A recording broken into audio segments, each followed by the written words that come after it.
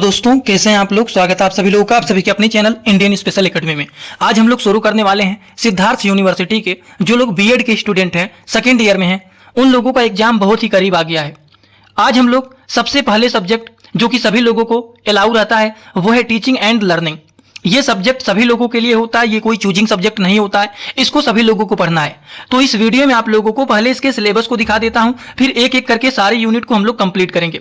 जैसे कि teaching and learning में हम लोग का पहला जो चैप्टर है, और देखिए हिंदी इंग्लिश दोनों भाषाओं में बताऊंगा, एकदम आसान भाषा में, सभी लोगों को एकदम अच्छे से समझ में आएगा, इतना मेरा गारंटी है। सबसे पहला यूनिट है teaching as a complex activity. दूसरा यूनिट है आपका टीचिंग एज कम्युनिकेशन प्रोसेस। तीसरा आपका यूनिट है वह टीचिंग इन डाइवर्स क्लासरूम। चौथा यूनिट है आपका method of teaching and lesson planning. और पांचवा आपका यूनिट है टीचिंग एज ए प्रोफेशन। तो इस तरह से देखा जाए 5 यूनिट आप लोगों को पढ़ना है। तो आज के इस क्लास में आप लोगों को पहले यूनिट को पहले वाले वीडियो में एकदम अच्छे से पूरी तरह से जितने सारे टॉपिक हैं उसके हिसाब से पहले यूनिट को पूरी तरह से एकदम हिंदी भाषा में हम लोग कंप्लीट करेंगे, जिससे आपको एकदम आसानी होगा। एक बार इस वीडियो को पूरा देख लेते हैं तो पूरा का पूरा यूनिट आपको ऐसा तैयार हो जाएगा कि एग्जाम में आप अच्छे से 100% सारे क्वेश्चन को अच्छे से सॉल्व करके आएंगे। तो चलिए, और हाँ, वीडियो को शुरू करने से पहले आपको एक बात बताना चाहता हूं। इसी वीडियो के कमेंट बॉक्स में, डिस्क्रिप्शन बॉक्स में एक व्हाट्सएप का लिंक दिया गया है। जो लोग इस सब्जेक्ट के नोट्स को परचेज करना चाहते हैं उसको व्हाट्सएप पर क्लिक करिए, आप पहुंच जाएंगे। कैसे परचेज करना है, कैसे नहीं परचेज करना है, मात्र 99 रुपीज में इस सब्जेक्ट के 5 यूनिट के एकदम आसान लैंग्वेज में नोट्स आपको मिल जाएगा। ठीक, जो लोग लेना चाहते हैं जरूर उसको परचेज कर लें, आपके लिए बेनिफिट होगा। अगर हम बात करें teaching as a complex activity, ये जो यूनिट है इसको हिंदी भाषा में बोला जाता है शिक्षण एक जटिल प्रक्रिया। इसी के बारे में हम लोगों को पढ़ना है। सबसे पहला जो टॉपिक है वो है concept and principle of teaching. मतलब शिक्षण की अवधारणा एवं सिद्धांत इसके क्या क्या होते हैं, उसको जानने से पहले हम लोगों को समझना होगा कि यह शिक्षण होता क्या है।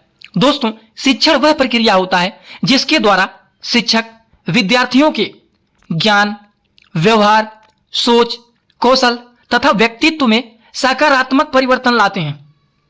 इस पूरे प्रोसेस को बोला जाता है शिक्षण। क्या बोला जाता है इसको? शिक्षण बोला जाता है। यह एक ऐसी प्रक्रिया होता है जिसके द्वारा शिक्षक विद्यार्थियों के ज्ञान में, व्यवहार में, सोच में, कौशल में तथा व्यक्तित्व में सकारात्मक परिवर्तन लाते हैं, जिसको बोला जाता है शिक्षण। एकदम आसान भाषा में, सरल शब्दों में अगर हम इसके उदाहरण को देखो, इसके परिभाषा को समझें तो शिक्षक द्वारा विद्यार्थियों को सीखने में सहायता देना ही शिक्षण होता है।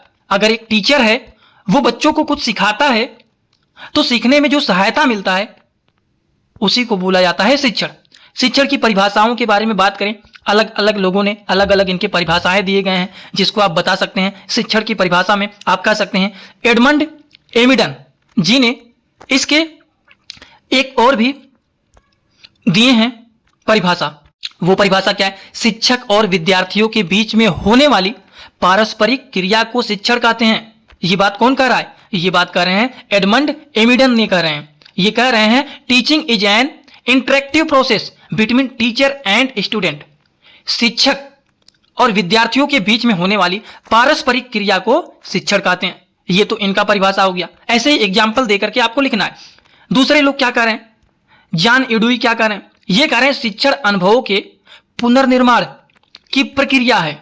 अब ये कह रहे हैं, तो दोनों परिभाषाओं बहुत छोटी छोटी सी इसके परिभाषा है, उसको आप रट लीजिए, जिससे आपके एग्जाम में कभी भी अगर आता है शिक्षण के बारे में तो दोनों का नाम लिख करके इनके द्वारा भी कही गई चीजों को आप लिख सकते हैं।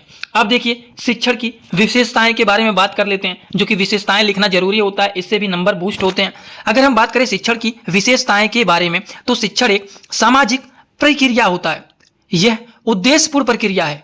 इसमें शिक्षक और विद्यार्थी दोनों सक्रिय रहते हैं। यह नहीं कि बच्चे घूम रहे हैं टीचर पढ़ा रहे हैं, ऐसा नहीं कि टीचर घूम रहे हैं बच्चे पढ़ रहे हैं, ऐसा नहीं होता। इसमें दोनों लोग एक्टिव रहते हैं।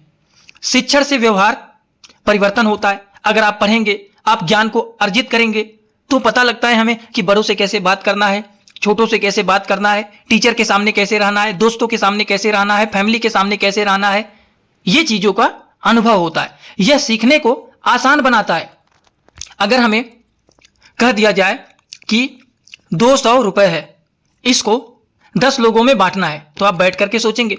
वही आपको 20 का अगर टेबल पता है तो 20 × 10 कर देंगे तो 200 आ जाएगा, मतलब 10 लोगों को बांट देंगे, कितना कितना 20-20 रुपए। तो यही होता है शिक्षण, जो कि सीखने को आसान बना देते हैं। और शिक्षण निरंतर चलने वाली प्रक्रिया है, जब तक हम जिंदा रहते हैं तब तक हम कुछ ना कुछ सीखते रहते हैं। तो ये चीज कभी खत्म नहीं होता है। शिक्षण के उद्देश्य के बारे में बात करें तो ज्ञान प्रदान करना, कौशल विकसित करना, चरित्र निर्माण करना, तार्किक सोच को विकसित करना, सामाजिक एवं नैतिक मूल्यों का विकास करना, ये सब क्या होते हैं? ये सब शिक्षण के उद्देश्य होते हैं। अगर हम शिक्षण के सिद्धांत के बारे में बात करें तो ज्ञात से अज्ञात की ओर, ये सबसे पहला सिद्धांत होता है। प्रिंसिपल ऑफ टीचिंग के बारे में बात करें तो सबसे पहला सिद्धांत होता है ज्ञात से अज्ञात की ओर। विद्यार्थी को पहले सरल एवं ज्ञात बातें पढ़ाई जाती है, फिर धीरे धीरे करके उनको नई बातों को सिखाई जाती है। जैसे कि पहले जोड़ सिखाया जाता है, फिर घटाना सिखाया जाता है, फिर गुणा सिखाया जाता है, फिर भाग सिखाया जाता है। इस तरह से धीरे धीरे करके नई नई चीजों को सिखाया जाता है। एक बार में ही नहीं कि गुणा सिखा देंगे, भाग सिखा देंगे, तब आप जोड़ सिखाएंगे। समझ में आया आपको?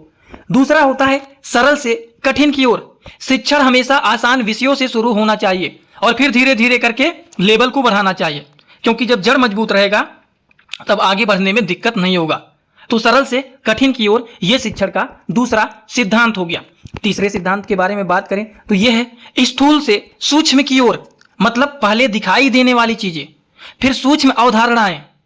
जैसे कि कहते हैं, मान लेते हैं कि ये हो गया, मान लेते हैं वो हो गया, तो पहले हमें मेन चीज पता हो जाए तब हम तार्किक चीजों को लगा पाएंगे। उदाहरण, पहले पौधों को दिखाना, फिर कोशिका पढ़ाना कि आम होता है, सेब होता है, अमरूद होता है, हमारे दिमाग में चल गया तो सबसे पहले उसको दिखाना चाहिए, फिर उसके बाद में उसके बारे में जिक्र करना चाहिए। चौथे सिद्धांत के बारे में बात करें तो अनुभव आधारित शिक्षण। विद्यार्थियों को करके सीखने का अवसर देना, इसको अनुभव आधारित शिक्षण कहते हैं। ये भी शिक्षण के सिद्धांत होते हैं। और अगला सिद्धांत होता है रुचि का सिद्धांत। शिक्षण ऐसा हो जो विद्यार्थियों की रुचि को बढ़ाए, ये होता है रुचि का सिद्धांत। तो शिक्षण के इस तरह से 5 सिद्धांतों के बारे में हम लोगों ने जान लिया। अगले सिद्धांत के बारे में बात करें, क्रियाशीलता का सिद्धांत। बच्चों को सक्रिय रहना चाहिए, कभी भी डीएक्टिव नहीं, हमेशा इन लोगों को एक्टिव रहना चाहिए। हाँ, हम इन चीजों को सीख लेंगे, कर लेंगे, कभी भी पीछे नहीं हटना चाहिए। अगला सिद्धांत है वो है व्यक्तिगत भिन्नता का सिद्धांत। हर विद्यार्थी अलग होता है, सब बच्चे टॉपर नहीं होते हैं, कुछ अच्छे होते हैं, कुछ मीडियम होते हैं, कुछ लोवेस्ट होते हैं। देखा होगा आप लोगों ने क्लास में। इसीलिए उसी अनुसार से पढ़ाना चाहिए जिससे टॉपर भी अच्छे से समझ पाए, मीडियम वाले भी अच्छे से पढ़ पाए और लोवेस्ट वाले सब लोग एक बराबर समझ पाए। यह होता है व्यक्तिगत भिन्नता का सिद्धांत। उसी तरह से अगला सिद्धांत होता है पुनरावृत्त का सिद्धांत। बार बार अभ्यास से सीखना अस्थायी होता है। किसी चीज को बार बार रिपीट करके अगर आप पढ़ेंगे तो वो चीज आपके दिमाग में बैठ जाएगा। अगर हम बात करें थ्योरीज ऑफ टीचिंग, अब हम लोगों ने सिद्धांत तो पढ़ लिया, शिक्षण के सिद्धांत, शिक्षण की थ्योरी के बारे में हम लोग अब पढ़ने जा रहे हैं। तो अब हम बात करें तो इसमें क्या क्या सिद्धांत होते हैं। सबसे पहला सिद्धांत होता है औपचारिक सिद्धांत, जिसको फॉर्मल थ्योरी भी बोला जाता है। इसमें मानसिक शक्तियों के विकास पर जोर दिया जाता है, जिससे बच्चे दिमाग पर जोर लगा करके चीजों को सीखें। इसी को औपचारिक सिद्धांत बोलते हैं। जैसे कि मुख्य विचार, स्मृत करना, तर्क लगाना, कल्पना करना, निर्णय लेने की शक्ति होना। हाँ, हम इस चीज को कर सकते हैं, हाँ ये ऐसा हो सकता है, हाँ ये सही है, क्योंकि दिमाग पर जोर देकर के ही चीजों को वो बताएंगे। और दूसरा क्या होता है क्रियात्मक सिद्धांत। हमने क्या बताया, मानसिक शक्तियों के विकास पर जोर दिया जाता है। इसको कहा जाता है कौन सा सिद्धांत? औपचारिक सिद्धांत। तो दूसरा क्या है? दूसरा है क्रियात्मक सिद्धांत। क्रियात्मक मतलब करके सीखना महत्वपूर्ण माना जाता है इसमें। ठीक है, इसमें मुख्य बिंदु के बारे में बात करें तो स्टूडेंट जो होते हैं सक्रिय होते हैं, अनुभव द्वारा सीखते हैं, प्रायोगिक शिक्षा होता है। ठीक। तीसरा अगर हम सिद्धांत के बारे में बात करें तो यह है हर्बर्ट सिद्धांत। हर्बर्ट की थ्योरी के बारे में बात करें तो इसके प्रवर्तक कौन है? John Friedrich Herbert. ऊपर आपको एक और नाम बताना है आप लोगों को, जो है क्रियात्मक सिद्धांत के बारे में अगर प्रवर्तक के बारे में बात करें तो ये हैं जोहन डेवी। तो हर्बर्ट सिद्धांत के प्रवर्तक कौन है? ये हैं जोहन फ्रेडरिच हर्बर्ट। उन्होंने शिक्षण के 5 चरण बताए हैं। अब पांचों चरण को आपको अच्छे से 2-3 बार पढ़ना है तो याद हो जाएगा। Preparation, presentation, comparison, generalization, application. तैयारी, प्रस्तुतिकरण, तुलना, सामान्यीकरण, प्रयोग। तो इस तरह से हर्बर्ट के 5 क्या हैं? चरण हैं। इन 5 चरण को अच्छे से 1-2 बार पढ़ लेना, आपको याद हो जाएगा। चौथे मेथड के बारे में बात करें तो यह प्रोजेक्ट मेथड। ये कौन है इनके प्रवर्तक? William Heard Kilpatrick. इसमें विद्यार्थी किसी कार्य या परियोजना को करके सीखता है। ये प्रोजेक्ट मेथड होता है। प्रोजेक्ट एग्जाम में आपके कराए जाते हैं, तो इसमें क्या होता है, स्टूडेंट सभी लोग अपना अपना प्रोजेक्ट बनाते हैं। किसी को कोई प्रोजेक्ट दिया गया है, किसी को कोई प्रोजेक्ट दिया गया है, वो बना करके उसको प्रयोग करके चीजों को सीखता है। उसको प्रोजेक्ट मेथड बोला जाता है, जैसे कि मॉडल बनाना, सर्वे करना, ईटीसी इत्यादि। तीसरा है स्टेज ऑफ टीचिंग, मतलब शिक्षण के हम चरण के बारे में बात कर लेते हैं कि शिक्षण के कितने चरण होते हैं। तो शिक्षण प्रक्रिया को 3 चरणों में बांटा गया है। एग्जाम में पूछा जाता है शिक्षण के कितने चरण होते हैं, शिक्षण के चरण को बताइए, शिक्षण क्या होता है, उनके कितने चरण होते हैं। सिद्धांत नहीं पूछ रहा है, चरण पूछ रहा है। तो चरण के बारे में चलिए हम लोग जान लेते हैं। सबसे पहला चरण होता है पूर्व सक्रिय चरण। पूर्व सक्रिय चरण जिसको प्री एक्टिव स्टेज बोला जाता है, यह योजना बनाने का चरण होता है। इसमें शिक्षक क्या करता है, इसमें जो शिक्षक होता है पाठ योजना बनाना होता है, उद्देश्य तय करना होता है, शिक्षण सामग्री चुनना होता है, विधि तय करता है। इसका मतलब क्या होता है, वो दिमाग में बैठाता है, योजना बनाता है, उद्देश्य को तय करता है, सामग्री को चुनता है, विधि को तय करता है कि हमें स्टूडेंट के सामने जाना है, उन्हें किस तरह से चीजों को समझाना है, अपने कौन कौन से चीजों को वो इकट्ठा किए रहता है दिमाग में, कौन कौन से योजनाएं बनाए रहते हैं, कौन कौन से सामग्री को चुनते हैं कि हमें इस तरह से स्टूडेंट को समझाना है कि जो टॉपर हो, जो मीडियम हो, जो लोवेस्ट हो, सारे स्टूडेंट के दिमाग में ये चीजें बैठ जाएं, सभी लोगों को समझ में आ जाए। तो इसको बोला जाता है पूर्व सक्रिय चरण। समझ में आया? इसमें यही सारे योजनाएं बनाई जाती हैं, मतलब करने के पहले जो चीजों को दिमाग में बैठाया जाता है कि हाँ हम ये चीज जा करके करेंगे। तो करने से पहले जो योजना बनाया जाता है वही इनके चरण के बारे में आपको बताया है। दूसरा चरण होता है अंतःक्रियात्मक चरण। यह वास्तविक कक्षा शिक्षण का चरण होता है। इसमें क्या होता है, वो जा करके चीजों को करते हैं जो पहले घर पर बैठ के सोचे हैं कि हाँ हमें ये चीज करना है, ऐसे ऐसे स्टूडेंट को समझाना है। उसके बाद जो जा करके वो चीज करेंगे उसको बोला जाता है अंतःक्रियात्मक चरण। इसमें क्या होता है, इसमें जब शिक्षण जाते हैं शिक्षक पढ़ाना शुरू करता है, बच्चों से क्वेश्चन पूछना शुरू करते हैं, विद्यार्थियों से चर्चा करते हैं कि हमने ये चीज पढ़ाया, इसका मतलब क्या होगा, ये कैसे होगा, प्रतिक्रिया लेता है कि हमने इतनी बात बताया है, उन्हें समझ में आया कि नहीं, ये भी चरण हो गया। एक होता है पोस्ट एक्टिव स्टेज, पश्च सक्रिय चरण। ये मूल्यांकन को तय करता है, परीक्षा लेना। पहले हमने क्या किया, पहले हमने सोचा कि बच्चों को कैसे पढ़ाना है, दूसरे चरण में हमने जाकर के बच्चों को पढ़ा दिया, और तीसरे चरण में हम बच्चों से मूल्यांकन करेंगे कि हमने जितना पढ़ाया, क्वेश्चन करते हैं, इनका टेस्ट लेते हैं, इनको जांचते हैं कि इनको कितनी चीजों को समझ में आया। ये तीसरा चरण है। इसमें हम उनका टेस्ट लेंगे, उनका पेपर लेंगे, उनका एग्जाम लेंगे, इससे मूल्यांकन किया जाता है। तो इसमें क्या होता है, इसमें परीक्षा लेना होता है, उत्तर जांचना होता है, फीडबैक देना होता है, सुधार करना होता है, ये सारी चीजें होते हैं। उसके बाद ये तो हम लोगों ने समझ लिया। अब लेवल ऑफ टीचिंग के बारे में बात करें कि शिक्षण के, अब इसके स्तर के बारे में बात करते हैं कि शिक्षण के कितने स्तर होते हैं। तो इनके 3 स्तर होते हैं। एक होता है मेमोरी लेवल, एक होता है अंडरस्टैंडिंग लेवल, और तीसरा होता है रिफ्लेक्टिव लेवल। मतलब मेमोरी में कितना गया, कितना समझ में आया और कितना रिफ्लेक्ट कर रहा है। तो चलिए एक एक करके इनको भी डिस्कस कर लेते हैं। हम बात करते हैं मेमोरी लेवल ऑफ टीचिंग, मतलब स्मृत स्तर का शिक्षण। यह सबसे निम्न स्तर का शिक्षण होता है। इसमें रटने पर जोड़, शिक्षक केंद्रित कि शिक्षक पढ़ा रहा है तो ध्यान से सुने, तथ्य याद करना, रटो, जो भी टीचर पढ़ा रहा है अच्छे से ध्यान देकर पढ़ो। उदाहरण है परिभाषाएं को याद करना। प्रवर्तक के बारे में इनके बात करें तो हर्बर्ट होते हैं। लाभ क्या होता है, तथ्य जल्दी याद होते हैं, प्रारंभिक शिक्षा में उपयोगी होता है कि हम रट लेते हैं तो अच्छे से एग्जाम में जाकर के लिख देते हैं। हानि क्या होता है, सोचने की क्षमता कम विकसित होता है कि अगर मान लीजिए हमने कह दिया कि शिक्षण एक ऐसी प्रक्रिया होता है जिसमें शिक्षक द्वारा बच्चों को दिए गए ज्ञान को शिक्षण कहा जाता है, जो सीखने में सहायता मिलता है उसको शिक्षण बोल। अगर हम कह देंगे इसको रट लो तो आप रट लेंगे, जाके बोल देंगे। और अगर वही चीज कहेंगे एक शिक्षक है यहाँ पर, वो आकर जो बातें टीचर को बताता है और जो शिक्षक के द्वारा बच्चे सीखते हैं, उस प्रक्रिया को, उस चीजों को सीखने में जो सहायता मिलता है उसको शिक्षण बोला जाता है। तो कहेंगे हाँ सही बात है, हमारे दिमाग में बैठ गया, अपने हिसाब से हम लिख देंगे, रटी हुई चीजें नहीं लिखेंगे। तो इसमें यही हानि होता है रटने वाले में कि दिमाग पे सोचने की क्षमता कम विकसित होता है। लेकिन अंडरस्टैंडिंग लेवल ऑफ टीचिंग, मतलब बोध स्तर का शिक्षण क्या होता है, इसमें विद्यार्थी विषय को समझता है, रटता नहीं है। मैंने क्या बोला, समझता है, रटता नहीं है। तो समझ पर जोर देता है, छात्र सक्रिय रहता है, एक्टिव रहता है, तर्क करता है कि आखिर ये कैसे होगा, ये कैसे नहीं होगा। इसमें व्याख्या शामिल होते हैं।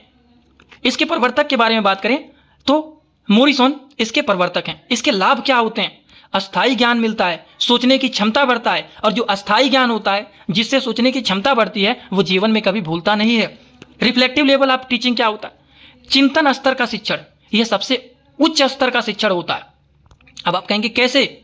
समस्या का समाधान ढूंढना, आलोचनात्मक चिंतन करना, स्वतंत्र विचार करना, ये सारे क्या होते हैं? चिंतन का स्तर शिक्षण होता है, चिंतन स्तर का शिक्षण होता है। इनके अगर हम प्रवर्तक के बारे में बात करें, जोहन डेवी होते हैं। लाभ क्या होता है? रचनात्मक बढ़ती है, निर्णय क्षमता विकसित होती है। ठीक, यही इनके लाभ होते हैं। अगर हम तीनों स्तरों में अंतर के बारे में बात कर लेते हैं तो देखिए, स्मृत स्तर, बोध स्तर और चिंतन स्तर में प्रकृति के बारे में बात करें तो स्मृत जो स्तर होता है इसके प्राकृतिक जो होते हैं वो रटने की बात करते हैं। बोध स्तर वाले जो होते हैं इनकी प्रकृति होता है, नेचर होता है कि ये समझने वाले होते हैं। और जो चिंतन स्तर वाले होते हैं उनके प्राकृतिक आधार होता है कि ये सोचने के वाले होते हैं। स्मृत स्तर में केंद्र के बारे में बात करें तो शिक्षक होते हैं जो केवल रटने की बात करते हैं। और बोध स्तर में केंद्र के बारे में बात करें तो शिक्षक प्लस छात्र दोनों लोग एक चीजों को समझने की कोशिश करते हैं। और चिंतन कौन करता है? छात्र लोग करते हैं। समझ में आया? उद्देश्य क्या होता है स्मृत स्तर का? स्मृत स्तर का केवल उद्देश्य होता है कि याद करो किसी भी तरह से। लेकिन बोध स्तर का जो उद्देश्य होता है ये कहते हैं समझो, किसी भी तरह से समझो। चिंतन स्तर कहते हैं समस्या का समाधान करो चिंतन करके। स्तर के बारे में बात करें, स्मृत स्तर का जो स्तर होता है वो निम्न होता है, बोध स्तर का स्तर होता है निम्न, और चिंतन का होता है उच्च। समझ में आए? तो तीनों में अंतर अगर लिखना चाहते हैं तो इनमें क्या अंतर होता है ये आप आसानी से सब कुछ लिख सकते हैं, या फिर इसका स्क्रीनशॉट लेना चाहते हो तो ले सकते हैं। नहीं तो इसका नोट्स आपको बहुत ही कम प्राइस में मात्र 99 रुपए में 5 यूनिट का मिल जाएगा। अभी 1 यूनिट का बना हुआ है। जो लोग लेना चाहते हैं व्हाट्सअप का लिंक दिया गया है, जैसे ही लिंक पर क्लिक करेंगे, कमेंट बॉक्स में लिंक दिया गया है, डिस्क्रिप्शन बॉक्स में लिंक दिया गया है, जैसे ही उस लिंक पर क्लिक करेंगे तो डायरेक्ट आप व्हाट्सएप पर पहुंचेंगे। वहीं पर पूरा प्रोसेस बता दिया जाएगा किस तरह से नोट्स को परचेज करना है। इस सब्जेक्ट का पूरा नोट्स धीरे धीरे करके मिल जाएगा आपको। ठीक, कल तक पूरा मिल जाएगा। अब स्टेज क्या होता है चलिए ये भी जान लेते हैं शॉर्टकट में। एग्जाम पॉइंट के बेसिस पर टीचिंग में pre active, interactive, post active, memory, understanding, reflective, यही सारे क्वेश्चन देखिए इस तरह से इस यूनिट के आपके एग्जाम में बन सकते हैं। इसी तरह से आज का क्लास यहीं पर होता है कंप्लीट। हम लोगों ने पहले वाले यूनिट को अच्छे से पढ़ के कंप्लीट कर लिया है। बहुत जल्द 5 यूनिट को कंप्लीट कर लेंगे। जो लोग नोट्स को परचेज करना चाहते हैं जल्दी से पहले यूनिट का परचेज कर लीजिए। जो लोग 99 रुपीज़ पेमेंट कर देंगे उनको एक एक करके सारे यूनिट का नोट्स मिल जाएगा इस सब्जेक्ट का, आज से कल दोपहर तक का। तो अभी आपके पास टाइम है, जल्दी जल्दी करके नोट्स को परचेज कर लीजिए। आपके लिए बहुत बेनिफिट होने वाला है और आगे जो भी चीज़ें मिलने वाली हैं वो चीज़ मिलता रहेगा। चलिए आज का क्लास यहीं पर होता है complete. Thanks for watching. Like, share and subscribe this channel.